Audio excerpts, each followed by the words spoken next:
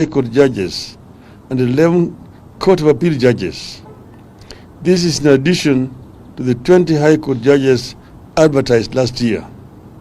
As a matter of fact, the advertisement of the 11 judges has just been done today. It is in today's Gazette. In that agreement, the 5 High Court judges and 2 Court of Appeal judges will be for Mr. Ruto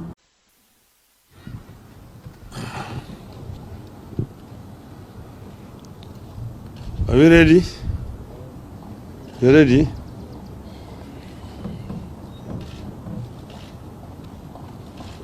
Okay. Well, the statement I want to read here is about the judiciary executive deal should get Kenyans worried. We raised alarm when information emerged that the head of the judiciary, Ruto-Martha Koome, was seeking a meeting with the head of the executive, Mr. William Ruto, supposedly to iron out differences between the two branches of government. This followed a threat by Ruto and some members of his party and the administration against the judiciary, following a string of unfavorable rulings against the executive. We warned that there was more than met the eye in the threats by Ruto and the request for a meeting by Madam Koome. We warned then that Mr. Ruto's real intention was to complete the capture of the branches of the government by the executive by taking over the judiciary, force it to forever rule in his favor, in addition to populating the institution with the loyalists. We also warned that in this entire plan, the judiciary was showing signs of willingness to prostrate itself before the presidency in an agreement or in an arrangement that spells grave danger for the rule of law and the entire country. We now know what transpired at a State House meeting, and it is completely different from the lie the country was fed after that event.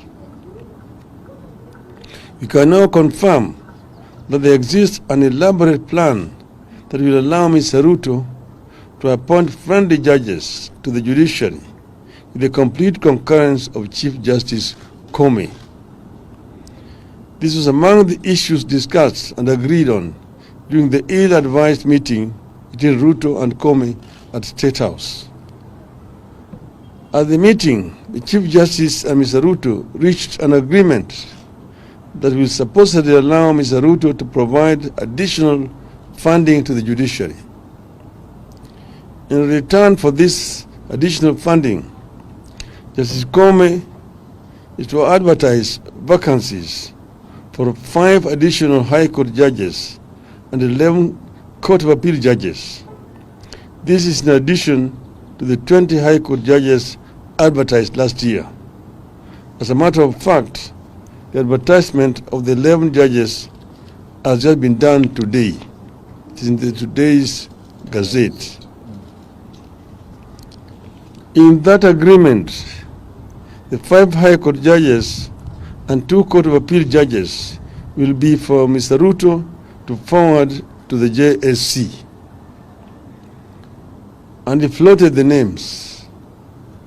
Immediate former IBC chairman, Mr. Wafula Chebukati, and former IBC chairman, Ahmed Isaac Hassan, are to be appointed as Court of Appeal judges, with Chebukati later being elevated as the Chief Justice before the 2027 general elections.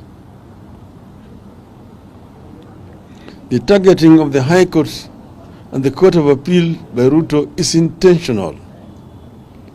The administration believes it has completely captured the Supreme Court and now wants to target the problematic lower courts by stuffing them with loyalists with the cooperation of the Chief Justice. after filling the executive with people of questionable integrity and capacity, and who will remain eternally grateful to him. Mr. Ruto is looking to set up a user-friendly judiciary full of people with questionable pasts and limited capacity. And unfortunately, the Chief Justice is gladly smiling along and playing the ball. Officially, Mr. Ruto is supposed to have agreed to give additional funding to the judiciary. That is a cover-up. The judiciary does not draw any funding from the executive or state house. Article 173 of the Constitution of Kenya established the Judiciary Fund, which is administered by the Chief Justice, Registrar of the Judiciary. Which is administered by the Chief Registrar of the Judiciary. The provision of the Judiciary Fund, as contained in Article 173, states as follows. 1. There is established a fund to be known as the Judiciary Fund, which shall be administered by the Chief Registrar of the Judiciary. 2. The fund shall be used for administrative expenses of the judiciary and such other purposes as may be necessary for the discharge of the functions of the judiciary. 3. Each financial year, the Chief Registrar shall prepare estimates of expenditure for the following year and submit them to the National Assembly for approval. 4. Upon approval by the National Assembly, the expenditure of the judiciary shall be a charge on the consolidated fund, and the fund shall be paid directly into the judiciary fund. 5. Parliament shall enact legislation to provide for the regulation of the fund. The presidency cannot allocate any money to the judiciary. Madam Koome knows this, and yet has willingly proceeded to associate herself with and endorse an illegality. Where Koome sought money from the State House and not from Parliament, only she can explain, but it spells doom. To the best of our knowledge, the judiciary has never said that it submitted budget estimates to Parliament and it was rejected. You have not seen any petition by the judiciary to Parliament over rejection of submitted budget estimates, if any. We challenge Madam Koome to prove otherwise. Ruto is engaged in maneuvers designed to mitigate the ability of the courts to act as a check against the executive power at a time he has already muzzled legislative power through the capture of Parliament. And if you want to know that the National Assembly is captured, take note that the National Assembly Speaker, Moses Wetangula, filed a notice of appeal at the Supreme Court challenging the appeal court decision that declined to extend order allowing housing levy deductions. The housing levy is being imposed by the executive, which is also the branch of the government who lost at the Court of Appeal.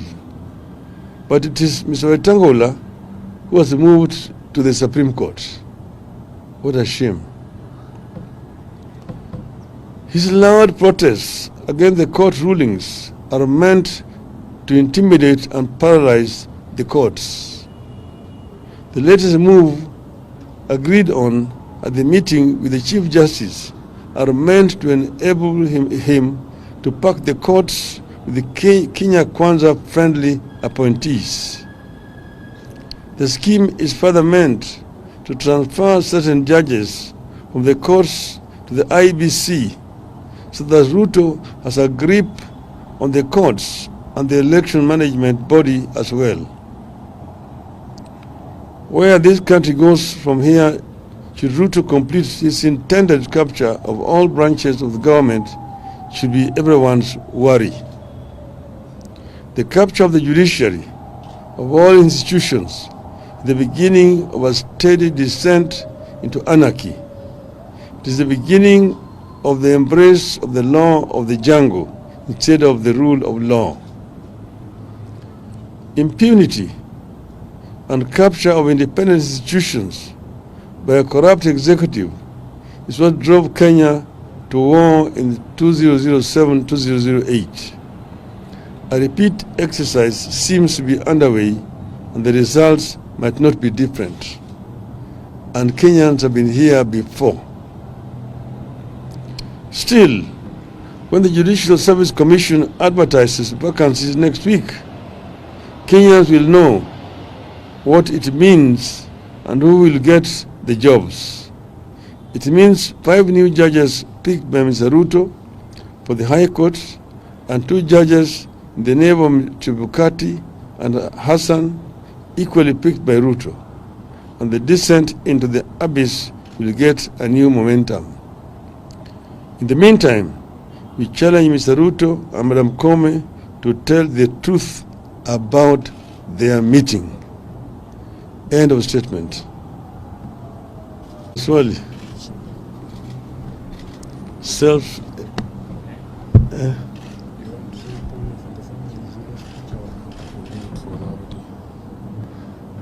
No, on another issue, we are saddened at what happened last night in Embakasi village, where there was an explosion at an LPG filling plant, which has caused death, I'm told by now, of 4 Kenyans, and that very many people actually have been injured. We're told that people have different degrees of burns who have been treated at different institutions belonging to the Nairobi County government. We say pole to the families of the deceased and those who have been injured.